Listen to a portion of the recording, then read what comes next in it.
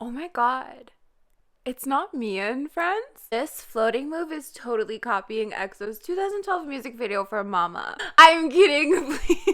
Please don't tell the EXO-Ls I still haven't recovered from my incident in 2019. 땡땡 코코투. Hi, welcome. My name is Angelina, and this is an episode of... I don't really know, but someone's probably gonna get mad. This is basically a series where I review K-pop comebacks or debuts. You might have noticed this wonderful lighting. I'm so sorry. It's 5 a.m. It's the best I could do. But essentially, we talk about why this comeback is familiar, why it's not familiar, my thoughts on choreography, the song, the styling, everything in between. And for this comeback in particular, we're even going to talk about line distribution because it's something that has been complained about so much in the past. So if you're interested in this type of content, don't forget to subscribe, like, comment, and share this video with friends you don't have. Because frankly, I heard a rumor that I hated Everglow, and we need to change that. I also heard a rumor that I have two parrots and that I hate every male artist at YG Entertainment. How about you guess in the comments down below which one of those are true?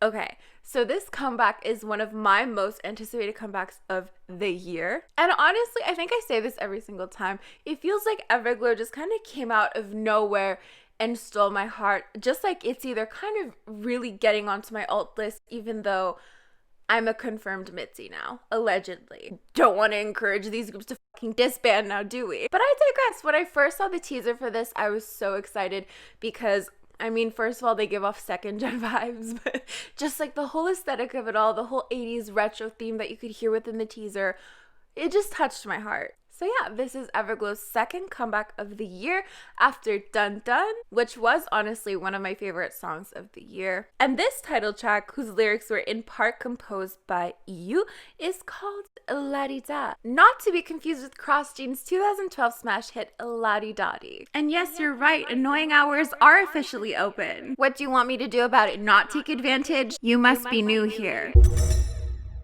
Okay, so this music video starts off with these black and white scenes of these buildings and it's raining.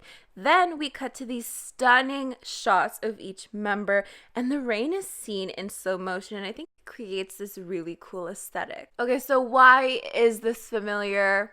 Let's get into that. I do need to point out that if something is familiar, it doesn't mean that it's inherently bad. Art is allowed to reference other things. You're allowed to find parallels within art. It doesn't mean anyone is copying anything or plagiarizing anything.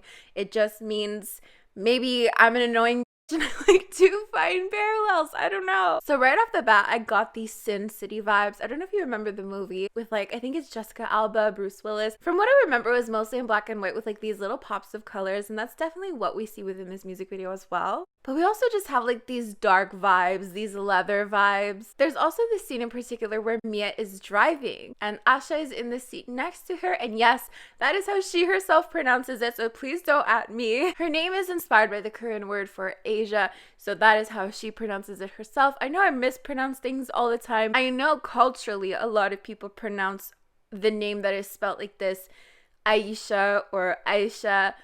I'm just saying that this is how she pronounces it. So don't fucking come at me, come at her. But I digress. Everything is in black and white except for Mia's hood, Asha's shirt, and of course their lips.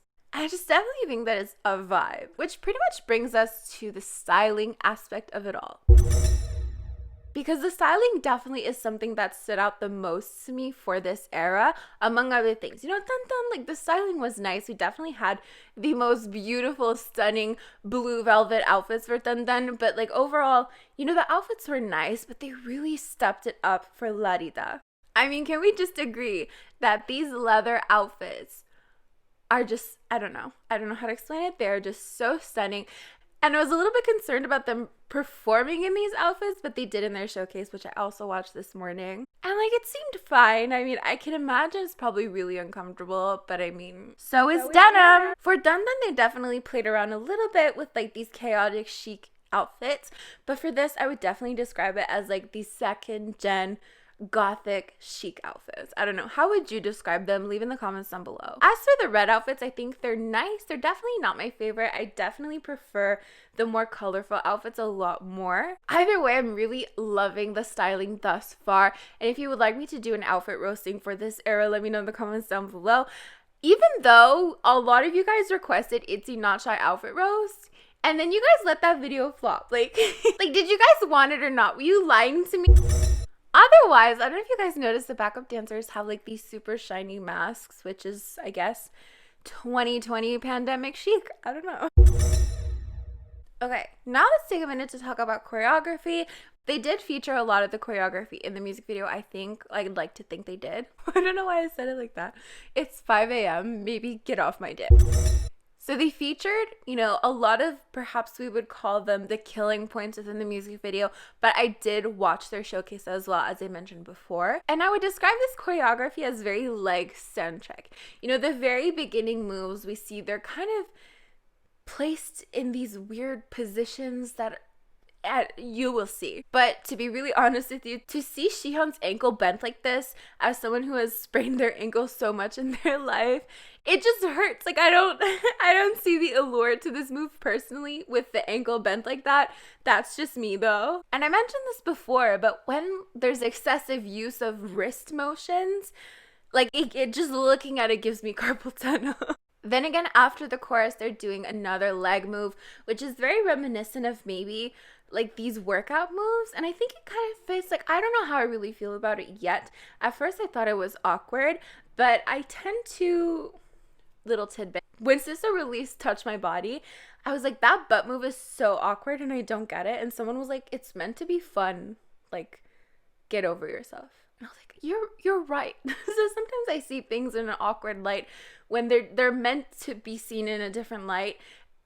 Anyways, so right now I think it looks awkward, but I'm totally willing to change my mind under different circumstances. Like, I can kind of see how it fits this 80s theme, right? You know, 80s workout music videos where like your leg is kind of it fits. I admit, but as of right now at 5 a.m., I think it looks weird. And then near the end again, we have another leg move. So in that sense, like, these moves are a little bit odd, they're a little bit eccentric, but they definitely distinguish themselves. So I think that's what I appreciate most about this choreography. As for the line distribution, so I asked you guys on my community tab what you thought of the song. And I feel like a lot of people were surprised because until now, Everglow had really been following kind of the same structure, you know, kind of centering Mia a lot. And I don't personally have an issue with that. I just know that it tends to give idols a lot of hate. And I don't think it should. Like, you know, line distribution. But this time I was like watching it like super intensely, like, oh my god, is it gonna be Mia and friends again? Is this gonna be like another instance where she's gonna receive a lot of hate because of people's perception of her favoritism? But I barely noticed her. But she was not always in the center. A lot of the other members got to have their center parts and, you know, sing their parts and everything. So I feel like people should be happy with that. And reading a few of your comments, it seems that you guys are happy with the line distribution thus far. And you guys are also happy that it's not just an empty chorus, you know, just like a random beat drop. I love songs like that, so like I don't care. But it seems that Everglow might have taken a lot of the criticism into consideration and came out with the type of song like this. I don't know. Either way, I would have loved it even with like a random beat drop. That's just me though. Am I uncultured? I don't know. I feel like everyone's like, I hate beat drops, and I'm over here like, bada bing, bada boom, boom, boom. Insert clip of me singing this to my dogs. 22's looking a little bit different these days. As for my thoughts on the song, I usually like to keep that a little bit of a secret until my end of the month review, which you guys seem to really love. But we're going to talk about it a little bit because I was so excited from the teasers to have these 80 vibes. 80s? No, 80s vibe. And I think this is kind of becoming a trend. You know, we had Dua Lipa featuring Hwasa with Physical, which evoked very strong retro vibes. And then we had When We Disco by JYP and Sunny. And then we had Dynamite by BTS. And now we have La Di Da by Everglow. So I feel like this is definitely becoming a trend, and I'm not mad at it because I really love this. And it's interesting because oddly enough, even though this evokes feelings from the past, I feel like regardless, it feels timeless, if that makes sense. And this song definitely feels like an anthem. You know, you have Iron sing Everglow Forever, Let's Go. Everglow Forever, Let's Go.